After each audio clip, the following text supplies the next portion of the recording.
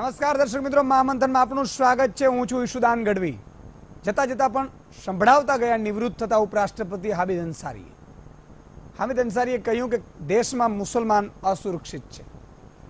જો કે મુસ્લિમ સમાજ અસુરક્ષિતતાની લાગણી અનુભવતો હોવાની વાત સાથે હામિદ અંસારીએ અનેક બાજુઓ પર ધ્યાન દોર્યું છે। સવાલ એ છે કે શું ભારતમાં મુસલમાન ખરેખર અસુરક્ષિત છે? માત્ર મુસલમાન જ અસુરક્ષિત છે? બાકીના સમાજ કે સમુદાયના લોકો અસુરક્ષિત નથી? હામિદ અંસારીના નિવેદન બાદ આવા સાદા સવાલ થાય જેના જવાબ મેળવવા જરૂરી બની ગયા છે। આ જ વિષય પર છે આજનું મહામંથન, મુસલમાન પર મહાસંગ્રામ મારી સાથે।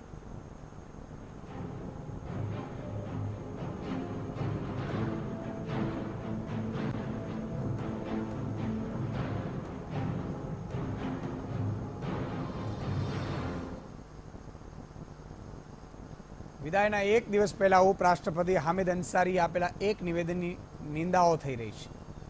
વિદાય પહેલા હામિદ અંસારીએ કંઈક એવું કહી દીધું કે જેનાથી ભારતની મૂળભૂત સભ્યતા અને સંસ્કૃતિ સવાલોના ઘેરામાં આવી ગઈ। તેમણે કહ્યું કે ભારતમાં મુસલમાનો અસુરક્ષા અને ડરના માહોલમાં જીવી રહ્યા છે।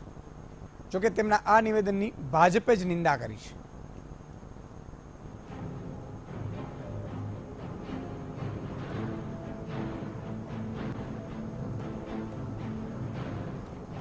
મુસલમાનોને ડર લાગી રહ્યો છે। આ અંદાજ સાચો છે કે દેશમાં મુસ્લિમ સમુદાયમાં આજે ડર અને અસુરક્ષાનો ભાવ છે। દેશના અલગ અલગ વિસ્તારોમાં મને એવી વાતો સાંભળવા મળે છે। ભારતનો સમાજ સદીઓથી બહુપક્ષીય છે, પરંતુ સૌ કોઈ માટે સ્વીકાર્યતાનો આ માહોલ હવે ખતરામાં છે। લોકોની ભારતીયતા પર સવાલો ઊભા કરવાનું વલણ પણ ખૂબ ચિંતાનો વિષય છે।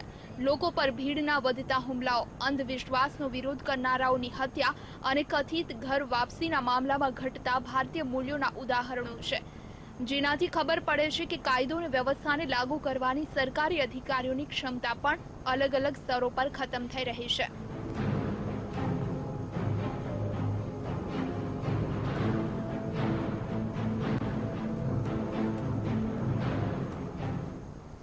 ખબર નહીં આવું કેવી રીતે થયું, પરંતુ પદ છોડતા ઉપરાષ્ટ્રપતિ હામિદ અંસારી ભારતની જ સભ્યતા અને સંસ્કૃતિ પર સવાલો ઊભા કરી દીધા છે। તેમણે દેશના હાલના માહોલમાં મુસલમાનો ઉપર ખતરો દેખાયો અને આ ખતરાની સાથે જ ભારતીય મૂલ્યોનું પતન પણ દેખાયું। ભાજપે કહ્યું હામિદ અંસારી ખોટી રીતે જોઈ રહ્યા છે। देखिए 3 साल तक क्या 5 साल से वो राष्ट्रपति हैं। उपराष्ट्रपति पर पद पर सुशोभित होकर कभी इस प्रकार की बयानबाजी नहीं की। कुर्सी से उतरने लगे, अपनी राजनीतिक छतरी तलाशने के लिए उन्होंने इस प्रकार की बयानबाजी करके देश को बदनाम कर रहे हैं। मुझे लगता है कि इतने उच्च पद पर बैठे हुए व्यक्ति के मुंह से इस प्रकार की बातें अच्छी नहीं लगती और मैं उनके बयान से असहमति प्रकट करता हूँ और उनके बयान की निंदा करता हूँ। कोई बात पे आप असहमत है और ये असहजता अभी आखिरी दिन अगर बाहर निकालते, ये आपकी अंतरात्मा का आवाज़ है, लेकिन अंतरात्मा का आवाज़ ये देश के मुसलमानों का अंतरात्मा का आवाज़ नहीं है। यही मुसलमानों ने उत्तर प्रदेश में बीजेपी को वोट किया है, मुंबई में शिवसेना को वोट किया है। वो मुख्य धारा से जुड़ना चाहते हैं। आप फिर एक बार इस प्रकार से वक्तव्य से उनके मन में भ्रम मत पैदा करो। પરંતુ એવું પણ નથી કે તમામ લોકો તેમના વિચારોથી અસંતુષ્ટ હોય। કેટલાક લોકો હામિદ અંસારીના વિચારોને યોગ્ય પણ ગણાવ્યા। होंठ पे गुनगुनाती है कि सारे जहां से अच्छा हिंदुस्तान हमारा, कि इनको आज एक भय और डर से इस देश में रहना पड़ रहा है, कि बात बात पे उनको सबूत देना पड़ता है कि वो देशवासी है और देशभक्त है। शायद इस सरकार को ये पता नहीं कि इस्लाम ही एक मजहब है जो मजहब के द्वारा ये सिखाते अपने लोगों को कि जिस वतन पे तुम रहते हो उस वतन का वफादारी करना है। ये मजहबी तौर से सिखाया जाता है, मगर क्या जाने इस बहरा सरकार को हम क्या समझाएं। ગૌરક્ષકો દ્વારા કાનૂનને હાથમાં લેવાની કેટલીક ઘટનાઓ તાજેતરમાં જ સામે આવી છે। તે જ ઘટનાઓને વારંવાર દેશમાં મુદ્દો બનાવવામાં આવ્યો છે। ક્યારેક સેલિબ્રિટી તો ક્યારેક રાજકીય પક્ષ, તો આજે હામિદ અંસારી। આ સવાલ પડદાની પાછળ મોઢું છુપાવવા જેવો છે। તેનાથી કોઈ ખતરો પેદા નથી થતો, પરંતુ થોડી તકલીફ જ પડે છે। ત્યારે હામિદ અંસારી પણ તેને તેવી જ રીતે જોત તો સારું હોત। Bureau report, VTV news.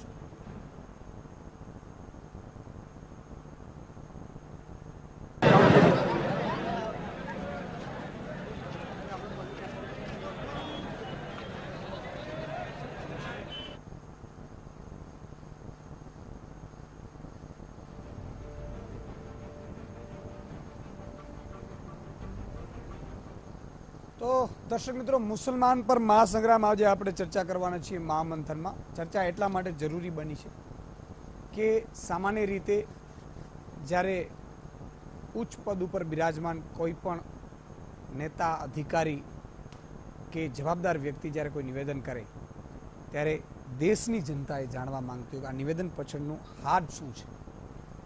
જે રીતે ઉપરાષ્ટ્રપતિ પદેથી છેલ્લે જતા હામિદ અંસારી એવું નિવેદન કર્યું કે દેશમાં મુસલમાનો અસુરક્ષિત છે. 2 ટર્મથી ઉપરાષ્ટ્રપતિ પદ માટે બેઠા હતા હામિદ અંસારી. રાજ્યસભાનું જે સંચાલન છે એ ઉપરાષ્ટ્રપતિ પદના અંતર્ગત આવે. જ્યારે પોતાની સરકાર હોય, જ્યારે પોતે ખુદ ઉચ્ચ પદ ઉપર હોય, ત્યારે આવી જો અસુરક્ષિતતા મહેસૂસ થતી હોય તો એમની પણ એટલી ને એટલી જવાબદારી બને છે. એ પણ ઉપરાષ્ટ્રપતિ પદ જેવા સર્વોચ્ચ સ્થાન ઉપર હતા અને જતાં આવું નિવેદન કરવાની કેમ જરૂર પડી? આ પણ એક ડિબેટેબલ ઇસ્યુ છે ને એટલા માટે આપણે ચર્ચા કરવા માટે એકઠા થયા છીએ. આપણી સાથે 5 મહાનુભાવો જોડાયા છે. 1 કલાક આપણે આના ઉપર મહામંથન કરીશું. અમિત ઠાકર છે, ભાજપના નેતા છે. કન્સલ્ટિંગ એડિટર સુધીરભાઈ છે. રજનીકાંતભાઈ દેસાઈ રાજકીય વિશ્લેષક છે. જ્યોતિનાથ મહારાજ છે અને ઓવેશ મલ્લિકજી છે. તમામ મહાનુભાવોનું ખૂબ ખૂબ સ્વાગત છે. અમિતભાઈ, પહેલા આપની પાસે આવવા માંગીશ કે જે રીતે હામિદ અંસારીએ જે નિવેદન કર્યા છે, ઉપરાષ્ટ્રપતિ પદનું છેલ્લા એમના જે વાક્યો છે જે જતા એમાં એમણે જે સ્થિતિ કહી કે મુસલમાનો દેશમાં અસુરક્ષિત છે, શું કહેશો? ખરેખર આવો માહોલ છે અને હોય તો એ આપણા માટે પણ એક વિચાર તો કરી મૂકે એવી ઘટના છે.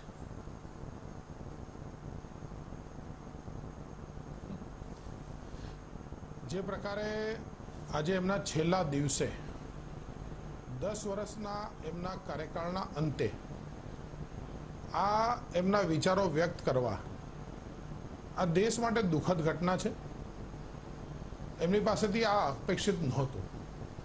આ દેશે અબ્દુલ કલામ જેવા રાષ્ટ્રપતિ આ દેશને આપ્યા અને એમણે રિટાયર્ડ થતી વખતે એક શિક્ષક તરીકે જીવન જીવવાનું પસંદ કર્યું. હામિદ અંસારીજી કયા જીવનમાં જવા માંગે છે એમના વક્તવ્યોથી કદાચ લોકોને ધ્યાનમાં આવતું હશે, પરંતુ દેશ માટે આ વિચારો એ બરાબર નથી. તમે સંવિધાનિક પોસ્ટ ઉપર આટલા 10 વર્ષ રહ્યા હો પછી જો દેશને તમે એક વિચિત્ર રીતે તમારા વ્યક્તિગત વિચારથી સાંકળવા માંગતા હો તો બરાબર નથી. બધા લોકો એક સમજી લેવું જોઈએ કે આખા વિશ્વમાં ઇન્ડોનેશિયા પછી ભારત સૌથી મોટો મુસ્લિમ દેશ છે અને આ મુસ્લિમ દેશના મુસ્લિમો આ દેશને જો પ્રેમ કરે છે ત્યારે તો આ દેશની અંદર આવા ભાંગફોડિયા તત્વો, એટલે હું હામિદ અંસારીજી માટે નથી કહેતો, પણ અનેક ભાંગફોડિયા તત્વો આ દેશને તોડવાનો અનેક પ્રયત્ન છતાં આ દેશ તૂટતો નથી. આ દેશની અંદર જે કોમી એખલાસ છે એ આ દેશની તાકાત છે. ભારતીય જનતા પાર્ટી એ એખલાસને ભરેલી છે. એટલા માટે હું આ પ્રકારના વિચારો સાથે અસહમતિ દર્શાવું છું અને આ દેશના લાખો ને કરોડો મુસલમાન મારા ભાઈઓ એ આ વિચારથી અસહમતિ દર્શાવે છે અને આ દેશની અંદર આખા વિશ્વને કેવી રીતે સાથે જીવી શકાય એનું ભાથું પૂરું પાડવાનું સંપૂર્ણ એક ઐતિહાસિક વારસો આ દેશ સાથે પડેલો છે. એટલે આપણી તાકાત છે એ સામાજિક બોન્ડિંગ છે અને એ હિન્દુ, મુસલમાન, ક્રિશ્ચન, શીખ બધા લોકો જે સાથે મળીને રહે છે એ રસાયણ જે છે ને એ રસાયણ એ આ વિશ્વમાં ભારતની મોટામાં મોટી એ દેન છે. એ હામિદ અંસારીજી એ જોવાનું ચૂકી ગયા એવું મને લાગે છે. ઓકે, જે રીતે અમિતભાઈએ વાત કરી, ઓવેસ મલ્લિક આપણી સાથે છે. ઓવેસજી, જે રીતે હામિદ અંસારીનું નિવેદન છે એ નિવેદન પર ખરેખર તમામ જે અમિતભાઈએ વાત કરી કે તમામ દેશના મુસલમાનો પણ, મુસ્લિમ આગેવાનો પણ આમાં સહમત નહીં હોય કદાચ, પણ એના કહેવા પાછળનું શું ખરેખર દર્દ હશે કે પછી દોરવાઈ ગયા હશે કે શું હશે? તંદુરસ્ત લોકતંત્ર માટે એમને જે વાણીનો ઉચ્ચાર કર્યો છે કાબિલે દાદ છે. હું એમના આ સ્ટેટમેન્ટની વખાણ કરું છું. અને તમે દેશને તોડવાની ને બંધારણની વાતો એવા લોકો કરે છે કે જેમના શાસનના અંદર 62 નિર્દોષ મુસ્લિમો ગૌ તંકવાદીના હિસાબેથી માર્યા ગયા. એ લોકો પહેલું ખાન આવી ગયો, અખલાક આવી ગયો.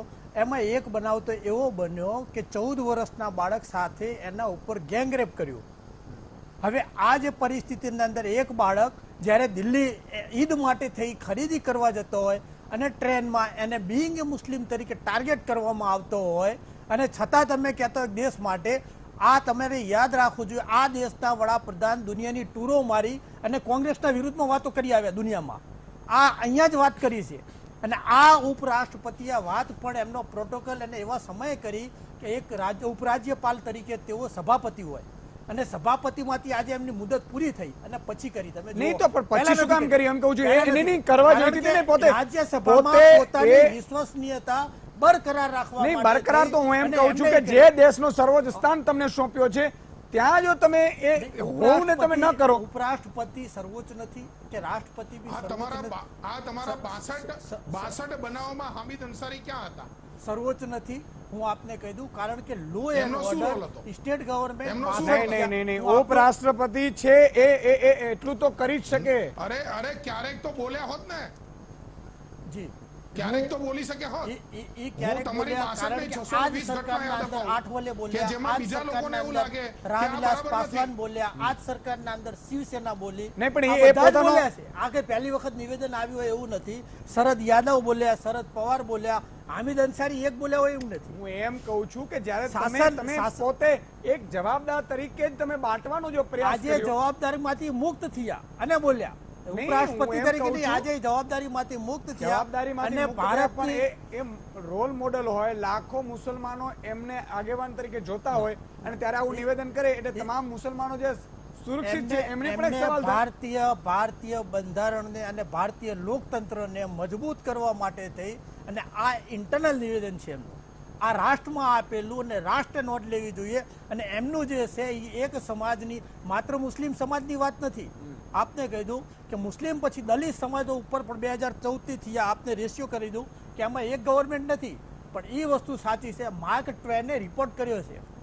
આ પહેલી વખત બોલે નહીં. હા. માર્ક ટ્વેને રિપોર્ટ કર્યો છે, સ્ટેટ વાઇઝ છે કે યુપી 10, હરિયાણા 9, ગુજરાત 6, કર્ણાટકા 6, એમપી 4, પણ એ દિલ્હી મલિક 4, સાહેબ, હું તમને એમ રાજસ્થાન કહું 4. છું, નહીં, મલિક સાહેબ, હું તમને એમ કહું છું કે સમજો કે જૂથ અથડામણ થઈ સુરેન્દ્રનગરમાં, સાયલામાં 4 લોકો અથડામણમાં ખપી ગયા, તો એનો અર્થ એ નથી કે હિન્દુ મુસ્લિમમાં ખપે. હું એમ કહું છું કે એ હિન્દુ જે મુસ્લિમ નથી, હિન્દુ મુસ્લિમની વાત નથી. તો હું ગૌતમ આવી એક- આ મોસ્ટ એ ઓફલી મનુષ્ય બનાવો તરીકે આ બાબતો બનવી normal છે. ગૌરક્ષક એને દળના આપણે- હિસાબે બન્યા અને એના અંદર પાર્ટી, આ રૂલિંગ પાર્ટીમાં સૌથી વધારે દિલ્હી ને કર્ણાટકને બાદ કરી બીજેપી શાસિત રાજ્યોમાં બન્યા, જ્યાં પહેલું ખાનથી લઈને તમે જોતા હશો માણસ શું ખાય છે, શું ના ખાવું, એને શું બનાવવું, શું ના બનાવવું. ઘટના થઈ ત્યારે મુલાયમસિંહના દીકરા અખિલેશની સરકાર હતી, ભારતીય જનતા પાર્ટીની સરકાર નહોતી. અત્યારે જે એટલે જે દિલ્હીના ઘટનાઓ અંદર ઘટી છે, આજે ત્યારે જુનેદનો તમારે ધ્યાન આજે રાખવું જોઈએ કે જુનેદનો ભારતીય જનતા પાર્ટીની સરકાર નહોતી. આજે જુનેદનો બનાવ બન્યો ત્યારે બીજેપી હતી. આજે ફ્રેશથી લઈ પહેલું ખાનનો બનાવ બન્યો રાજસ્થાનમાં બીજેપી હતી. એટલે એમાંથી મોસ્ટ ઓફલી સ્ટેટના અંદર અત્યારે બીજેપી છે પણ અને એ જ્યાં rules બીજેપી થી નથી ચાલતી હોય અને ને. આજે બનાવો બન્યા. obviously અરે એ હમણાં તમામ બીજેપી છે. તમે જે ઘટનાઓ ગણાવો છો, એકાદ બે ઘટનાને છોડતા બાકી બધામાં ભારતીય જનતા પાર્ટીની સરકાર નહોતી. ભારતીય જનતા પાર્ટીની સરકાર સૌથી વધારે બનાવો બીજેપી શાસિત પ્રદેશ આ બાબતમાં અને મે સુધીરભાઈ છે, જ્યોતિનાથ મહારાજ છે ને 2014 રજનીકાંતભાઈ છે, પછીનું. એમની પાસે પણ જઈએ આપણે. સુધીરભાઈ, જે રીતે આખી સમગ્ર ઘટના છે એમાં ઉપરાષ્ટ્રપતિ પદ માટે જે દિવસે છેલ્લો દિવસ છે એમનો, ત્યારે એ છેલ્લા પ્રવચનમાં આ વાક્ય કેવું એ શું કહી જાય છે ખરેખર? ઈશુદાનભાઈ, બહુ મહત્વની આ ચર્ચા છે. મને એવું લાગે છે સમગ્ર ઘટનાને 4 પહેલુઓથી જોવી પડે. એક તો આવા ઉચ્ચ પદેથી આ રીતે બોલાય કે કેમ. બીજું, ખરેખર એમણે જે પરિસ્થિતિ કીધી એવી છે કે કેમ. ત્રીજું, એ બોલ્યા તો એની પાછળના શું કારણો. અને ચોથું, બોલનારનો ટ્રેક રેકોર્ડ. મને એમ છે આમાં ચિતાર થાય. હું કદાચ તમારી 2 મિનિટ લઈશ. એક તો આ ઉચ્ચ પદેથી એમણે બોલાય નહીં એ વાત બહુ નિર્વિવાદ છે. ઉપરાષ્ટ્રપતિ એક બહુ એવો ઉચ્ચ બંધારણીય હોદ્દો છે કે જે 100 કરોડ હવે તો 120 કરોડ ભારતીયોના પેલા નેતા છે. કાયદા કાનૂન હોય છે, રાજ્યસભામાં પસાર થાય ને એમના એ વડા હોય છે. એમના વડા છે. એટલે અત્યારે જે એમણે નિવેદન કર્યું એ નિવેદન એક 20 કરોડ મુસ્લિમો માટે કર્યું ને એમાં મને એમ લાગે છે એમણે જે શપથ પણ લીધા છે ને એની પણ ગરિમા નથી જળવાની. બીજું, એવું બોલ્યા છે એવું છે કે નહીં એની જો વાત કરીએ તો એવું જો દેશમાં હોત, જે રીતે હમણાં અમિતભાઈ કીધું કે ઇન્ડોનેશિયા પછી, એટલે સાચી વાત છે કે સૌથી વધુ 20 કરોડથી વધારે મુસ્લિમો આ દેશમાં છે. એમાં કોઈ ભયનો માહોલ નથી અને એ લોકો સૌથી વધુ સ્વતંત્રતાથી જીવે છે. અને જો એવું હોત તો અત્યારે આવી રીતના કોઈ બાજુમાં આ ભાઈ બી નહીં બેસી શક્યો હોય કે બીજા લોકો નહીં બેસી શક્યો. અને બીજું, ટ્રેક રેકોર્ડની વાત કરીએ તો કોમી રમખાણો સૌથી વધુ અત્યાર સુધીમાં પહેલા જે થયા તે જો નરેન્દ્રભાઈ અહીંયા ભાજપમાં હતા ત્યારથી 15 વર્ષનો રેકોર્ડ 2001 પછી જુઓ તો એક પણ કોમી રમખાણ નથી થયું. ભાજપના શાસનમાં કોમી રમખાણ, આપણે ભાજપ કોંગ્રેસની વાત જવા દઈએ, પણ જે કોમી રમખાણો 2002 પછી થયા નથી. પહેલી વસ્તુ, જે ઘટનાઓ એકલ દોકલ છે. 1 minute, I will take 1 minute, સમજા. એટલે એ આવી પરિસ્થિતિ એક તો છે નહીં, એની લાંબી ઘણી ડિબેટ થઈ શકશે. બીજું, બોલ્યા પાછળનું કારણ કેવું છે? આ એક અપીઝમેન્ટની જે રાજનીતિ ચાલી આવે ને, હું તમને કહું ઈશુદાનભાઈ, it's a very serious thing. Doctor Radhakrishnan જેવા મહાન માણસની પછી આ વ્યક્તિ એવા છે કે જેમને 2 પદ સુધી આ પદ શોભાવ્યું અને એ એવા પદ પરથી જે આવું બોલ્યા છે તો એ અપીઝમેન્ટના કારણે જ એક તો એ ત્યાં આવ્યા હતા અને અપીઝમેન્ટના કારણે એમણે હજી તે જતા જતા બોલ્યું હોય આવું બની શકે. અને છેલ્લી વાત મારી કે દાખલા કે બોલનારનો ટ્રેક રેકોર્ડ કદાચ આપણી ચર્ચાઓ દરમિયાન નીકળશે. ઉપરાષ્ટ્રપતિ હતા એટલે એની બહુ કંટ્રોવર્સીઓ બહાર આવી નથી, પણ એ પોતે કંટ્રોવર્સીમાં નથી ફસાણા એવું બી નથી. યોગા ડેનો જ્યારે જાહેરાત હતો 190થી વધારે દેશો જ્યારે ઉજવણી કરતા હતા ત્યારે એવો પોતે હાજર નહોતા રહ્યા. હું બહુ ટૂંકમાં કહીશ એક જ લીટીમાં. પછી દાખલા તરીકે ફ્લેગની જ્યારે આપણે 2015માં ઓબામાની આવ્યા હતા ત્યારે એમણે સલામી નહોતી આપી, ત્યારે એમણે ફ્લેગ કોડ ઓફ કન્ડક્ટની જે બાના બતાડ્યા હતા કે એ બધા પછી ચાલ્યા નહોતા. લોકપાલનું બિલ જ્યારે અડધી રાતે થતું ત્યારે અડધી રાત્રે એમણે એડજોર્ન કરી દીધું. એ વખતે એમણે તે બિલકુલ યુપીએસ સરકારને બચાવવા માટેનું વલણ લીધું હતું. અને એનાથી ખરાબ એક વાત કહું, એ જ્યારે મધ્યપ્રદેશમાં એક વખત એમના પત્ની સલમાને લઈને ગયા હતા કોઈ એક લવને લગતું મોન્યુમેન્ટ કેવું દેખાડવા માટે, ત્યારે કોઈ ગરીબનું ઝૂંપડું બી તોડી નાખવામાં હતું. અને આવા નાના મોટા જે કંટ્રોવર્સીમાં આપણા ઉપરાષ્ટ્રપતિ પદે કોઈ નથી. એટલે આવા બધી બાબતમાં જ્યારે એમણે આવું નિવેદન કર્યું છે ને એટલે એમના મોઢેથી આવ્યું છે. એટલે મને આશ્ચર્ય નથી, પણ આઘાત તો ચોક્કસ દરેક ભારતીયોને જેવું લાગ્યો છે. મને એમ લાગે છે આ બહુ નિંદાપાત્ર બાબત. બિલકુલ બિલકુલ. જ્યોતિનાથ મહારાજ પણ આપણી સાથે જે ધર્મગુરુ છે. મહારાજ, જે રીતે આખું જે દેશ છે એમાં સ્વતંત્ર રીતે તમામ ધર્મ પડાય છે એવું નથી. હિન્દુ પડાય છે, મુસ્લિમ, ક્રિશ્ચન, બધા ધર્મો પોતપોતાની રીતે અને પોતપોતાના સિવાય કે કોઈ ભાંગફોડિયા પ્રવૃત્તિ, આતંકવાદ અથવા તો એવી રીતે ભડકાવવાનો પ્રયાસ કરે, કોઈ પોતાની જાતને હિન્દુત્વની રક્ષા સમજીને પોતાનો રાજકીય રોટલો શેકતા હોય એવા ભાંગફોડી પ્રવૃત્તિ એ બંને આવી જાય. એવું કંઈ એકની વાત નથી.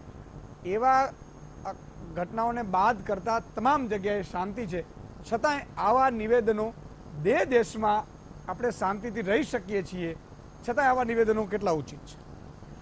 મહામહિમ ઉપરાષ્ટ્રપતિ એમ કહેવાય, મહામહિમ, અને 126 કરોડ જનતાનું પ્રતિનિધિત્વ, છતાં આવી ભાષા બોલી અને વર્ગ વિગ્રહ ઉભા કરવાની સીધો દૂરી સંચાર દેખાય.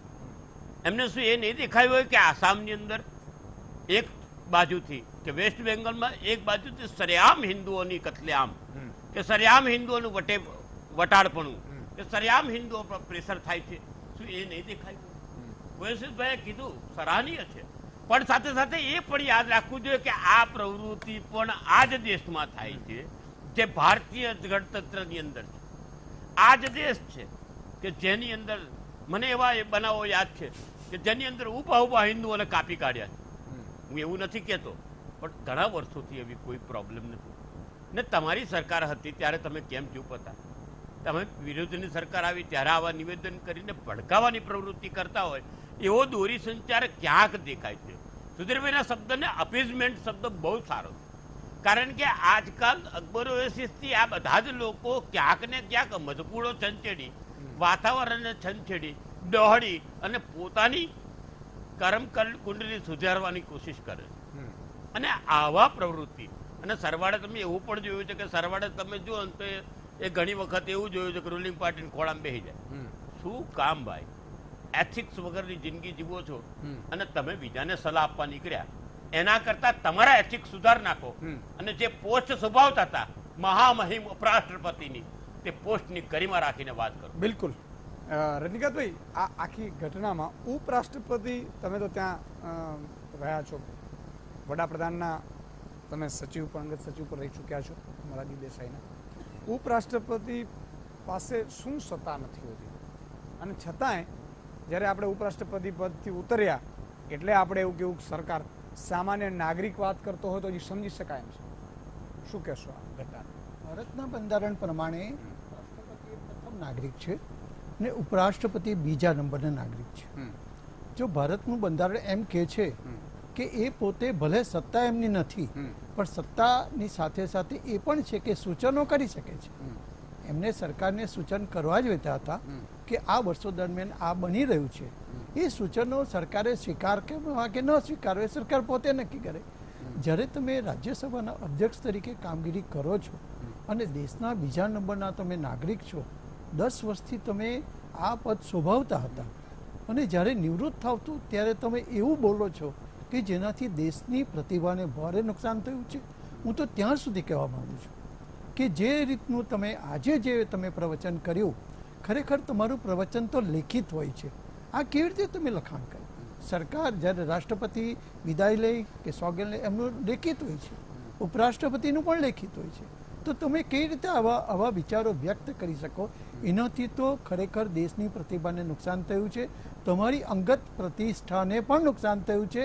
અને દેશના મુસલમાનો જે રાષ્ટ્રવાદી છે, રાષ્ટ્રને માટે આટલો બધા ચાહે છે, એમને પણ ભવિષ્યમાં આ નીતિને કારણે, આવા પ્રવચનને કારણે નુકસાન થાય હું જોઈ રહ્યો છું. ભૂતકાળમાં જોવું તમે ડૉક્ટર ઝાકિર હુસેન બન્યા ભારતના રાષ્ટ્રપતિ, એપીજે અબ્દુલ કલામ બન્યા. આવા મહાન વ્યક્તિઓને ભારતમાં સ્થાન આપવામાં આવેલું છે. તમે વિચારો કે ભારત એ એવો દેશ છે સાચા અર્થમાં બિન સાંપ્રદાયિક છે. ક્યારે વિચારસરણી, કેટલાક પક્ષો બદલાતા રહે છે, સત્તા બદલાતી રહે છે, ક્યારેક કેટલાક બનાવ બને છે, એ દુઃખદ છે અને એને હિન્દુઓ પણ સખત શબ્દોમાં વખોડે છે. અને એવું ન થવું જોઈએ. આપણે સ્પષ્ટ માનીએ છીએ કે ભારત એ એવો દેશ છે કે દુનિયામાં એમ કહી શકાય કે શ્રેષ્ઠ દેશ છે, એનું બંધારણ શ્રેષ્ઠ છે અને જેટલી સગવડો, જેટલા હકો અહીંયા મુસલમાનોને મળે છે એટલા તમે બીજે ક્યાંય નથી મળતા. હું ત્યાં સુધી કહેવા તૈયાર છું કે ચીનમાં જ્યારે મુસ્લિમો મસ્જિદમાં નમાઝ પડવા જાય છે ત્યારે એમનું ચેકિંગ થાય છે. વિચાર, આવું ક્યાંય થયું છે હિન્દુસ્તાન? ક્યાંય નહીં. એટલે વિચારવું જોઈએ. અને મુસ્લિમ ભાઈઓ છે ને, એમને તમે આવું શું કામ બોલો છો? એમને નુકસાન થાય એવી પ્રવૃત્તિ તમારે ન કરવી જોઈએ. એવા વિદાય સમારંભમાં આવા પ્રવચનો ન કરવા જોઈએ. બહુ જ અગત્યની વાત કરી. ચીનમાં જો આવી રીતે થતું હોય તો ખરેખર ભારત તો મુસલમાનો માટે સ્વર્ગ સમાન છે. એટલા માટે માત્ર મુસલમાનો માટે નહીં, તમામ ધર્મના લોકો માટે ભારત છે એ સર્વધર્મ ભાવના છે એ ભારતમાં જોવા મળે છે. પાકિસ્તાનમાં આજે કોઈ રહેવા નથી માંગતું. એ જ મુસલમાનો પાકિસ્તાન કરતાં સુખી છે એ ભારતમાં રહી શકે છે અને એના ઉદાહરણો પણ છે. પરંતુ આપણે એ જોતા નથી. નાનકડા વિરામનો સમય છે. દર્શક મિત્રો, ફરીથી આ જ મામલા ઉપર મુસલમાન પર મહાસંગ્રામ ચર્ચા કરીશું. તમામ મહાનુભાવોનો પણ મત જાણીશું. બ્રેક બાદ.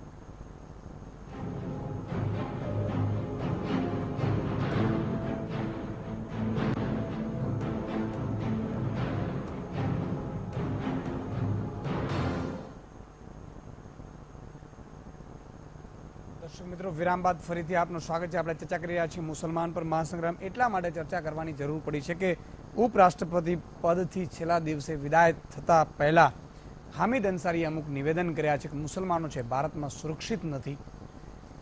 એ મુસલમાનો જે ભારતમાં તમામ સ્થળે હરીફરી શકે છે, જઈ શકે છે, પોતાનું જ વતન છે, એમાં મુસલમાન હોય કે હિન્દુ હોય, ભારત છે એ પાકિસ્તાન તો ભાગલા પડ્યા અંગ્રેજોની નીતિના કારણે.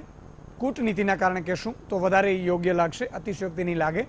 અને મોહમ્મદ અલી ઝીણાને એવું હતું કે હું પણ એક પ્રેસિડેન્ટ બનું દેશનો, અને એટલા માટે થઈને સર્જન થયું પાકિસ્તાનનું. મોહમ્મદ અલી ઝીણાએ મરતા જ્યારે એ બીમાર પડ્યા ત્યારે એના ખાટલા ઉપર મરતા એમણે એક શબ્દ બોલ્યા હતા કે પાકિસ્તાનનું સર્જન એ મારી સૌથી મોટી ભૂલ છે. તમામ મુસલમાનોએ આ વિચારવું જોઈએ.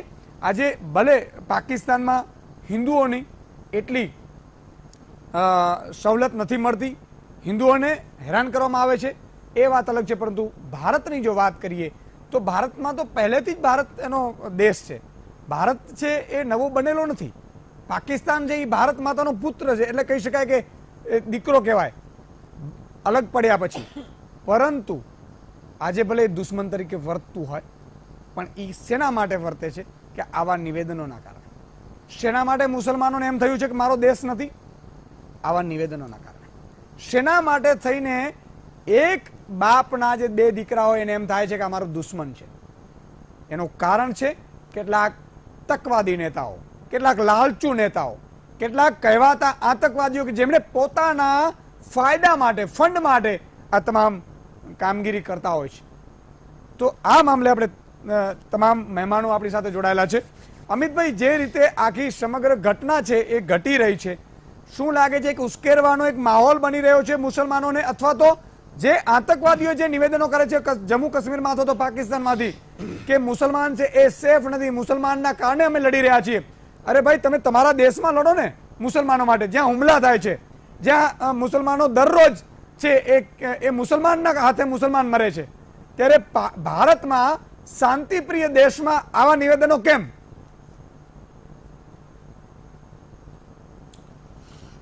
એક તો આ દેશના સોશિયલ ફેબ્રિકને કમજોર પાડવાનું આ એક વિચારેલું કાવતરું છે.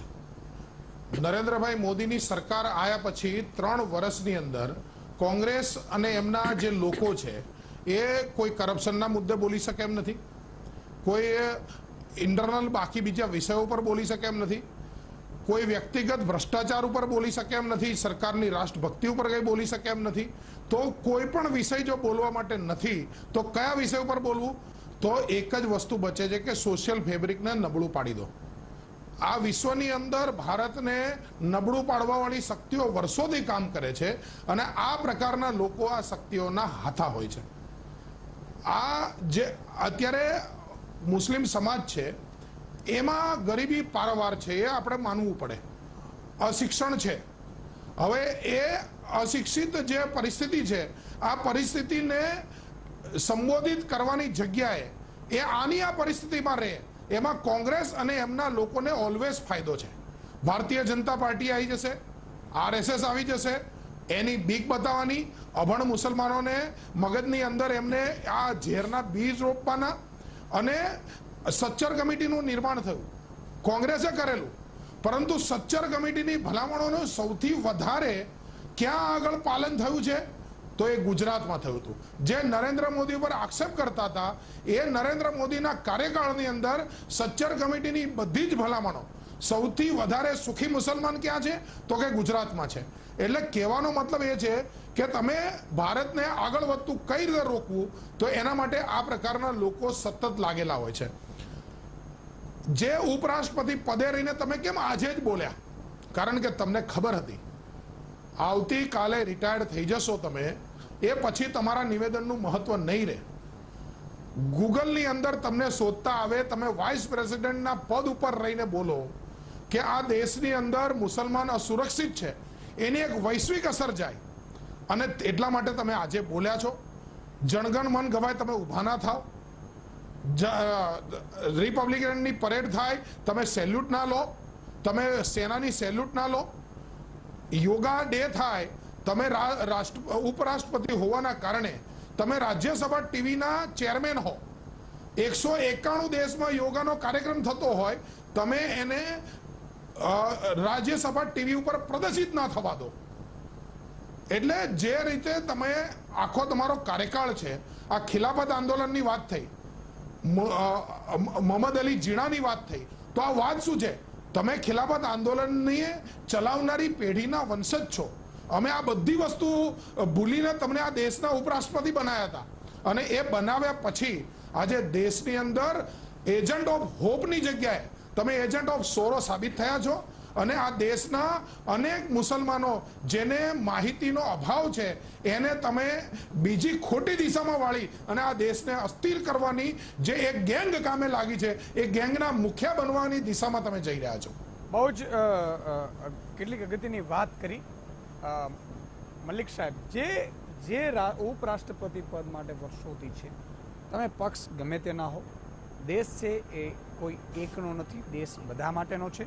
જ્યારે આપણે આ દેશમાં રહેતા હોઈએ ત્યારે આપણે જે રીતે આવી ઘટનાઓ બને કે આપણે આપણો રાષ્ટ્રગીત ગવાય ત્યારે આપણે એવું વિચારીએ કે આ તો અમારા માટે નથી. આ કેટલી હદે હું એમ કહું છું કે આપણે આપણી જાતને હીનતા તરફ દોડી રહ્યા છીએ. કોઈ અત્યારે તમે મસ્જિદમાં જાઓ, કોઈ પીરને ત્યાં જાઓ તો કોઈ હિન્દુ નથી જતા ત્યાં દર્શન કરવા. એમને પહેલા તો નિવેદન અસુરક્ષિત છે એવું નહીં, અસુરક્ષાની લાગણી અનુભવે. આ તો એનો અર્થ એ જ થયો.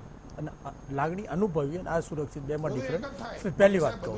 હવે બીજું કે હું આપને કહી દઉં, 1857 થી લઈ મુસ્લિમો આ દેશ માટે લડ્યા. 1857 થી લઈ 1857 ના વિપ્લવ થી લઈ જય હિન્દનો નારો મુસ્લિમોએ આપ્યો, સારે જહાં સે અચ્છા મુસ્લિમોએ આપ્યો, અને છેક 47 સુધી આઝાદી સુધી લડ્યા. અશફાકુલ્લા ખાનની શહાદતથી લઈને મુસલમાનોએ ભોગ આપ્યો. અત્યારે તમામ મુસ્લિમ મદ્રસાના અંદર રાષ્ટ્રગીત બિંદાસ ગવાય છે અને સારામાં સારી રીતે એની ઉજવણી 26 જાન્યુઆરી અને 15મી ઓગસ્ટે થાય છે. અને રૂટીન કોઈ દોષના પિંજરામાં મુક્ત નથી. હું આપને એક વાત કહી દઉં, રહી વાત સચર સમિતિની, હું આપને કહું, રહી વાત સચર મુસ્લિમોને કોઈ અત્યારે ગુનેગાર નથી કરતું, ખાલી હામિદ અંસારીના નિવેદન, હમીદ અંસારીનું નિવેદન અત્યારે હમીદ અંસારીનું નિવેદન ના આ લોકો વાત કરે છે ના. અત્યારે મારે કહેવાનો અર્થ એ છે કે એ લોકો વાત કરે છે જેમને આઝાદીમાં નખ જેવું નથી આપ્યું, જેમને આજ દિવસ સુધી તિરંગો નથી લેવડાવ્યો.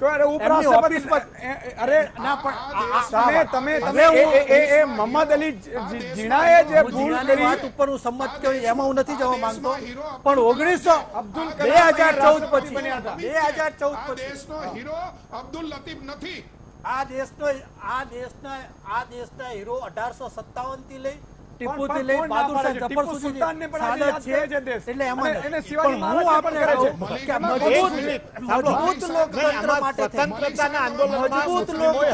મજબૂત લોકતંત્ર માટે એટલે કોંગ્રેસની સરકાર લોકતંત્ર મજબૂત થઈ જાય અને ભાજપની સરકાર મજબૂત ન થાય.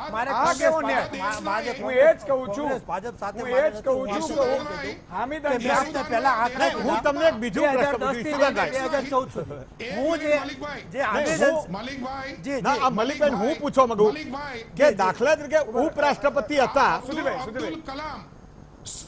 નહીં ઈસુદાનભાઈ, એક મિનિટ બોલો ઈસુદાનભાઈ, બોલો અમિતભાઈ, બોલો. અબ્દુલ કલામ, અબ્દુલ હમીદ, આ દેશના હીરો કોણ છે? અબ્દુલ કલામ છે, અબ્દુલ હમીદ છે.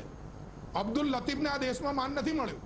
હામિદ અંસારી ને યાદ લોકો નહીં કરે, ઇતિહાસમાં ભૂલાઈ જશે, પણ અબ્દુલ કલામને આ દેશના યુવાનો આવતી સદીઓ સુધી યાદ બોલ્યા હોય કારણ અને વિદેશમાં જઈને આ દેશને મદારીઓનો દેશ કીધો હોય એવું નથી. હું તમને એક પ્રશ્ન પૂછવા માંગુ છું, એવું નથી બોલ્યા કે ફોરેનમાં જઈ અને મદારીઓનો દેશ કીધો હોય એવું નથી બોલ્યા. હું આપને કહું, એમનું જે નિવેદન છે એમને લોકતંત્રને મજબૂત કરવા માટે મલિકભાઈ હું તમને એ પૂછું લોકતંત્ર મજબૂત થશે. હું પૂછવા માંગુ છું કારણ કે જે લોકો નિવેદનો મારે મલિકભાઈ મજબૂત થશે કારણ કે માઇનોરિટીની જે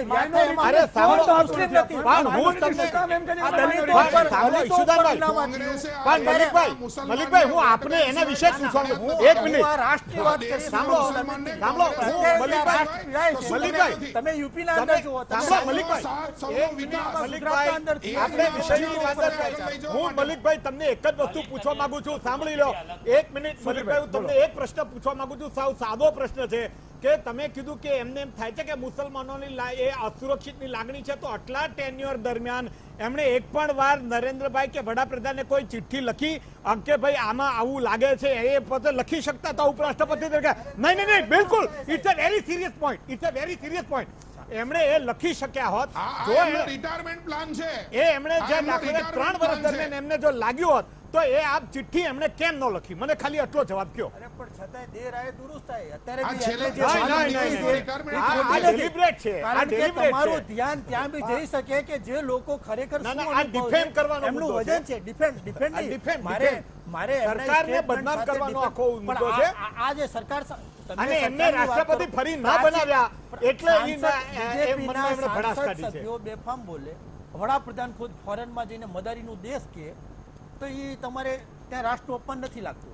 સાહેબ, આ પણ બંધારણના જ્યારે વડા હું છે. આપને ઈ જ કહું છું, એ તો સરકારના વડાપ્રધાન તો વડા ફર્સ્ટ એને નાગરિક છે. વડાપ્રધાન તો ફર્સ્ટ નાગરિક. હવે હું તમને કહું, અરે, ગુજરાતથી અરે આપ વાત ભાઈ, કરો છો, અરે ગુજરાતમાં ભાઈ, આ દેશને અમિતભાઈ મદારીનો અમિતભાઈ દેશ લોકો કહેતા હતા, એવું ગુજરાતમાં બોલ્યા હતા. ગુજરાતમાં અત્યારે- મુસલમાનોને અત્યારે તો સ્કોલરશીપ નથી આપી. અત્યારે આપણા સાયબર સૈનિકોથી આ દેશ ઓળખાય છે એ વાત કરી હતી. તમે ખોટા ઉદાહરણો ના આપો મલિકભાઈ.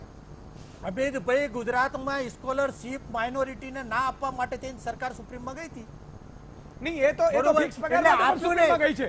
જો એ તો એનો અર્થ એ નથી કે એનો અર્થ એ નથી. ગુજરાતની એમ અંદર તો દલિતોને કેમ શિક્ષણ ગુજરાતની ના મળે તો એનો અર્થ એ નથી કે દલિત મલિકભાઈ, વિરોધી. અને સચાર સમિતિનો અમલ લ્યો. મલિકભાઈ, ગુજરાતમાં લઘુમતી પંચને પણ આજ દિવસ સુધી ગ્રાન્ટ નથી મળી. મલિકભાઈ, પણ તમને સાહેબ, કમિટીની અંદર પાકની વસ્તુ છે. બધા high-tech હું એ જ કહું છું, માઇનોરિટીમાં બધા માઇનોરિટી છે, બધા સમજો છો. સચ્ચર કમિટીના 2006 નો રિપોર્ટ માઇનોરિટીનું બજેટ મોદી સરકારને ભારતીય ચીટિયા ભરવા જનતા કરવામાં આવેલો, પાર્ટીની સરકારે પણ એમ છતાં વધાર્યું. જે કોંગ્રેસ નથી 5 રાજ્યોની અંદર જેમ મુસ્લિમ ડોમિનન્ટ છે, બિહાર છે, ઉત્તર પ્રદેશ છે, આંધ્રપ્રદેશ છે, એ 5 રાજ્યોમાં સૌથી વધુ પછાત મુસ્લિમો હતા અને ગુજરાતમાં સૌથી વધુ મુસ્લિમો હતા. એ એનું તારણ છે. પણ એ સરકારના આધીન નહીં તો વ્યક્તિગત આધીન ગુજરાત પણ એ જ સુખી કહું છું હતું, કે બે નંબર હતું, અભ્યાસ આજે છે, પણ ના અભ્યાસ પાડે છે, આ પછી મુસ્લિમોનો સરકારનું દેશ કંઈ નથી, એવું નથી. કોણ આમાં ના મુદ્દો પાડે? ખાલી એટલો છે કે કોઈ મુસલમાનો યોગદાન વચ્ચે ભેદભાવ નથી થતા. જ્યોતિનાથ મહારાજ. વ્યક્તિગતતા ત્યારે જ આવી કે જ્યારે દેશનું બંધારણ મજબૂત છે.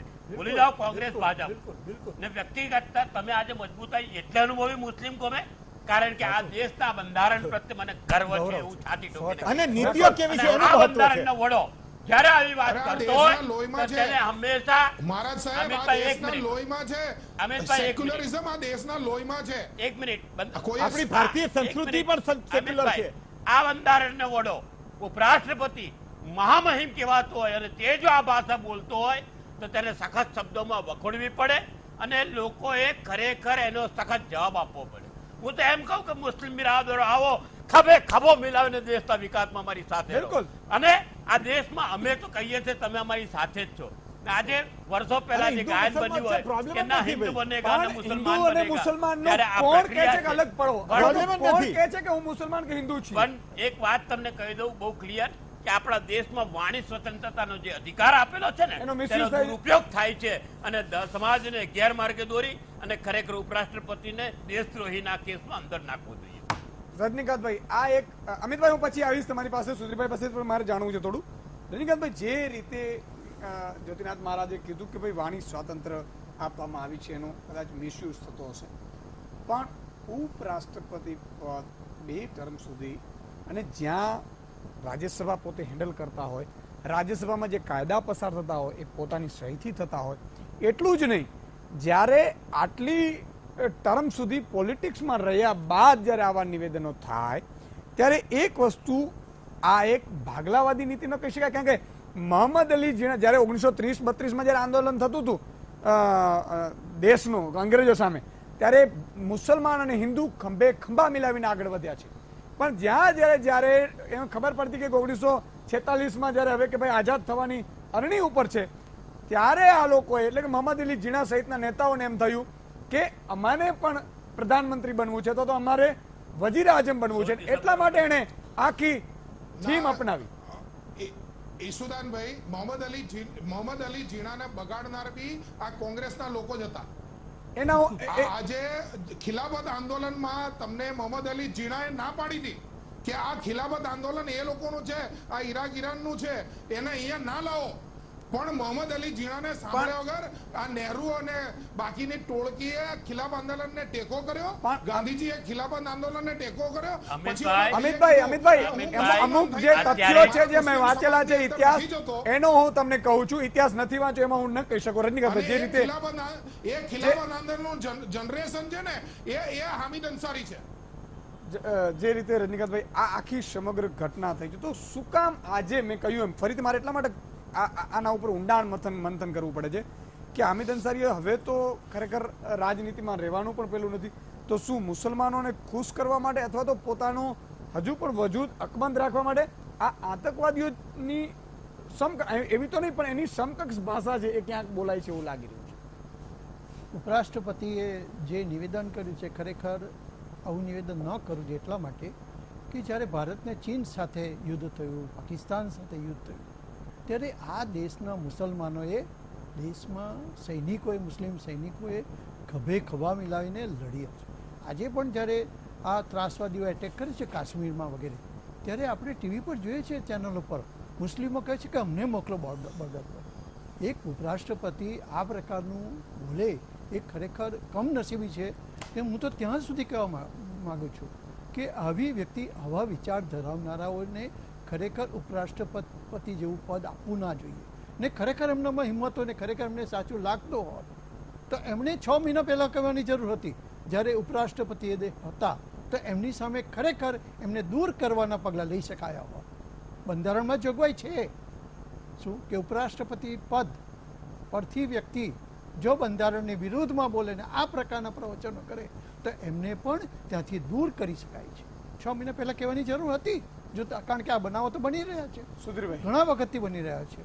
તો રાષ્ટ્રપતિ અને ઉપરાષ્ટ્રપતિ બંને જે રીતે વિનય વિવેક રાખે છે એ લોકો પ્રધાન કોઈ પણ પક્ષની સરકાર હોય એને સૂચનો કરી શકે છે, લેખિત સૂચનો કરી શકે છે. એમણે કરવા જોઈતા હતા. રજનીકાંતભાઈ કહ્યું એમ હું કોઈ પક્ષમાં નથી પડતો કારણ કે એ મારું આપણો વિષય જ નથી.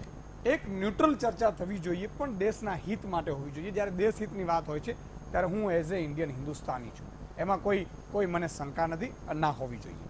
પણ સવાલ એ થાય છે કે ઉપરાષ્ટ્રપતિ પદ માટે કોંગ્રેસ પાર્ટીએ, મારે એટલા માટે કહેવું પડે છે, પક્ષના તો કોઈ નિસ્બત નથી, ભાજપ હોય કે કોંગ્રેસ હોય એ પાર્ટીઓનો વિષય છે, આપણો નથી. પણ આવી વિચારધારા ધરાવનાર માટે પણ કોંગ્રેસ પક્ષે આગળ કરીને આમને આવી રીતે 2 ટર્મ સુધી બનાવ્યા અને આમને જે મુસલમાનો અથવા તો હિન્દુઓ જે મળતા હશે તો આમની ભાવના ખરેખર આવી જશે હીન કક્ષાની કે અથવા તો અસુરક્ષિતતા મહેસૂસ વાળી જશે. એટલે મેં તમને અગાઉ એ જ કીધું ટ્રેક રેકોર્ડ અને કોંગ્રેસનો ઇતિહાસમાં મુસ્લિમ તૃષ્ટિકરણનો અતિરેક થયો જેના કારણે સૌથી વધુ નુકસાન મુસ્લિમોને થયું એ તો ઇતિહાસ છે. એટલે એમણે એ અપીઝમેન્ટના કારણસર એમને ઉપરાષ્ટ્રપતિ બનાવ્યા અને ફરી પાછા એ બી કર્યા અને હજી પણ એમને આ વખતે એનડીએ સરકારે પ્રેસિડેન્ટનું પ્રમોશન ન આપ્યું એ બી એના મનમાં હતી. એટલે એને પોતાને જે જાતિવાદી કે કોમવાદી માનસિકતા છે એનું પ્રમાણપત્ર એ આપી રહ્યા છે. કોંગ્રેસનો મુસ્લિમ તૃષ્ટિકરણનો ટ્રેક રેકોર્ડ છે જેનું સૌથી વધુ નુકસાન મુસ્લિમોને થયું. પણ હમણાં અમિતભાઈએ જે કીધું કે ખિલાફત ચળવળને ગાંધીજીએ ટેકો આપ્યો અને એ એમનો રાષ્ટ્રીય સ્વયંસેવક સંઘનો જે પહેલેથી ગાંધીજી પ્રત્યેનો અંદરખાનેનો દ્વેષ છે ને એ બહાર આવ્યો છે. એમને એકચ્યુઅલી ગાંધીજીના તત્વ સત્વની કોઈ અભ્યાસ જ નથી અને જે પણ લોકો સંઘના લોકો કે જે લોકો પાછળથી હજી બી નથુરામ ગોડસેનો જે મહિમા મંડન ચાલુ થઈ ગયું છે એમાં જે લોકો છે એનો ગાંધીજી પ્રત્યેનો દ્વેષ એટલે છે કે એમને ખબર જ નથી કે શું હિન્દુત્વ છે. હિન્દુત્વની સંકુચિત ભાષા આ લોકો જે કરે છે, નફરતની રાજનીતિમાં કરે છે, એના કારણે ગાંધીને ગાળ દે છે. એની એક આખી આ વાત છે પણ એ બહુ મોટી અને બીજી ચર્ચા છે. એટલે પણ આમણે ઉપરાષ્ટ્રપતિ પદ તરીકેની જે વાત કરું, ઉપરાષ્ટ્રપતિ તમે ઇતિહાસ નથી જાણતા અમિતભાઈ, એટલે તમે ગાંધીજી વિશે આવું બોલી શકો છો, ગાંધીજી વિશે આવું બોલી શકો છો, એ આખી જુદી લાંબી ચર્ચા છે. અમિતભાઈ ગાંધીજીને સમજવા માટે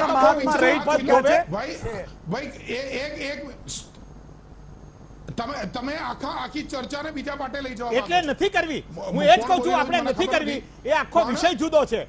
હું એ જ કહું છું કે એ વિષય આજે જુદો છે પણ વચ્ચે ઉલ્લેખ છે એટલે મારે પણ જે હમીદ અંસારીની વાત ઉપર હું આવતો, હમીદ અંસારીએ જો દાખલા તરીકે એને એવું લાગતું હોય કે મુસલમાનો સુરક્ષિત નથી તો એમણે ધ્યાન દોરવું જોઈતું હતું. ઉપરાષ્ટ્રપતિ છે, વડાપ્રધાનનું ધ્યાન દોરી શક્યા હોત, લેખિતમાં દોરી શક્યા હોત, મિટિંગોમાં દોરી શક્યા હોત, એને કોઈ પણ રીતે એને લાવી શક્યા હોત, દોરી ન શક્યા હોત તો પણ એને હું એમ કહું છું કે જે સાંસદ કદાચ રાજ્યસભાનો એમ કહે કે સાહેબ હું અસુરક્ષિત છું તો એ ઓર્ડર કરી શકે છે ઉપરાષ્ટ્રપતિ તરીકે કે આને સુરક્ષા પૂરી પાડો આને કંઈ ન થાય અને જવાબદારી છે ભારતીય. અને બીજું અશુદાનભાઈ, શાસન છે પોલિસી ડ્રીવન હોય છે. બિલકુલ નીતિ, ભારત દેશની નીતિઓ શું છે, આપણું સેક્યુલરિઝમ બંધારણ આ પાય સ્ટેટમેન્ટને એને ભારતના બંધારણના કન્સેપ્ટમાં ને પરિપ્રેક્ષ્યમાં જ છે.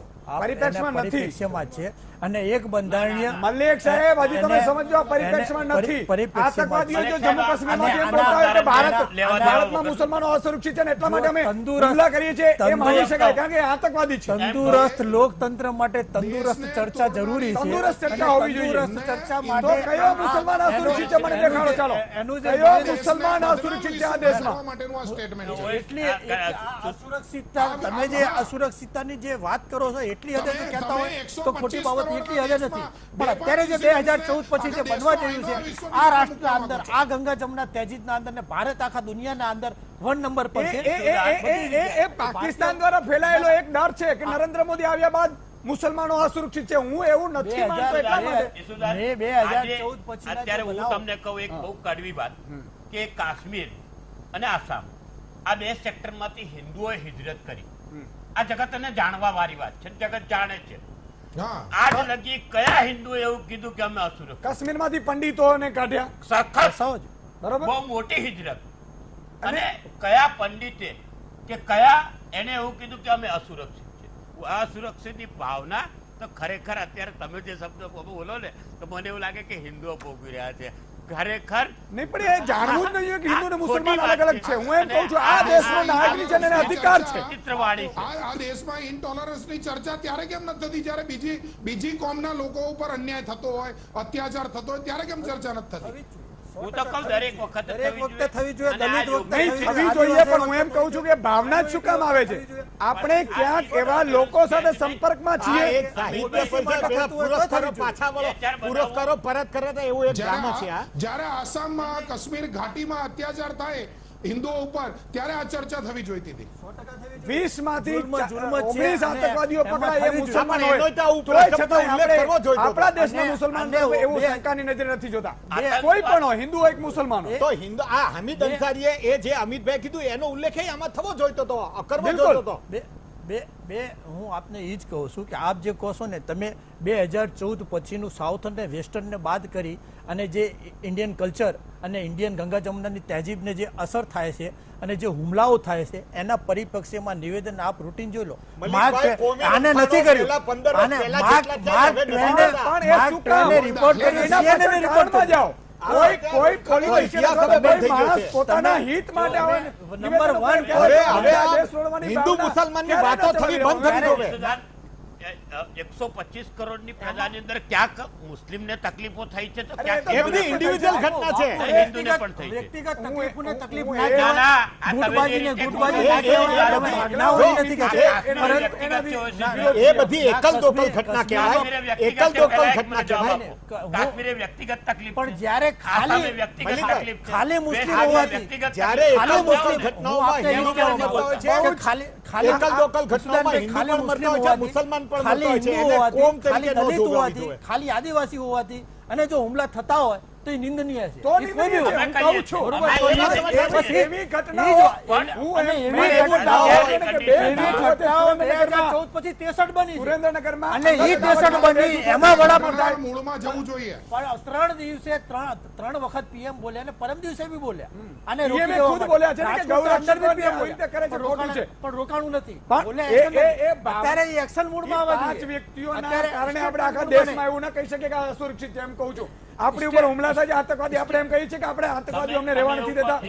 આપણે રહીએ આ છીએ ને. તોફાનીઓને ને એ બધાને છે ને કોઈ ધર્મ જ નથી. હા. 15 દિવસ પહેલાનો એક બનાવ, ગૌરક્ષકોને પકડ્યા, ગૌરક્ષકોએ પકડ્યા, એટલે ગૌરક્ષકોને પકડ્યા પોલીસે કે તમે આ રીતનું કર્યું. પણ ગૌરક્ષકો જ્યારે પકડ્યા ત્યારે એ લોકો જે ગૌ હત્યા કરીને લઈ જતા હતા કે ગૌને બંદી બનાવીને લઈ જતા હતા, સંક્ષિપ્તમાં અમારે બ્રેક લેવાની છે. તમે કઈ માન્યું નહીં, તમે કદાચ નહીં જોયા એ સમાચાર, એની અંદર હિન્દુઓ હતા. તો એ જ પ્રવૃત્તિ કરી કે જે કરી જ્યારે અમારી માની ઉપર હુમલા થશે ને તે કોક જગ્યાએ તો કોકની લાગણી દુભાશે. નહીં, એ ચોક્કસ છે ને. એમાં કાયદો હું કાયદાનું એમ કહું કામ છું કે કરવું એના જોઈએ. 4-5 વ્યક્તિઓના કારણે કદાચ ન હોવું જોઈએ. મારો કહેવાનો એ જ છે. નાનકડા વિરામનો સમય છે તો દર્શક મિત્રો ફરીથી આ મુદ્દા ઉપર આવીશું. અમિતભાઈ પાસેથી પણ જાણીશું કે શું આ દેશમાં માહોલ બગાડવાનો એક પ્રયાસ થઈ રહ્યો છે. નાનકડા વિરામ બાદ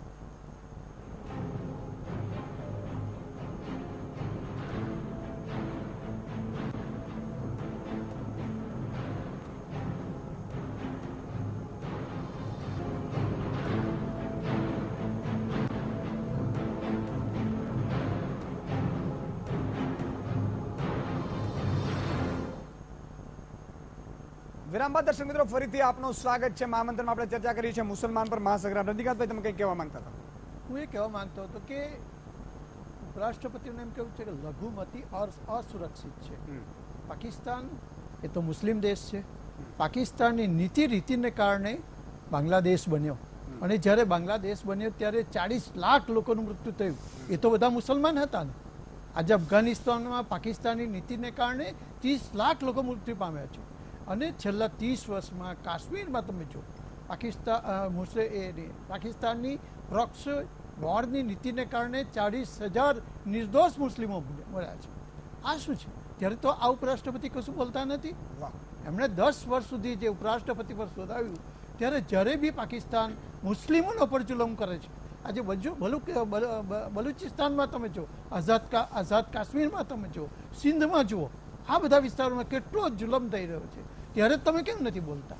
મુસ્લિમ શાસકો મુસ્લિમો પર જુલમ કરી રહ્યા છે, અસુરક્ષિત છે, તો કેમ નથી કરતા? અને ત્યારે હિન્દુઓ બોલે છે, હિન્દુઓનો સામનો કરે છે. આજે આર્મી તમે જુઓ કાશ્મીરમાં કેટલી મદદ કરશે મુસ્લિમોને.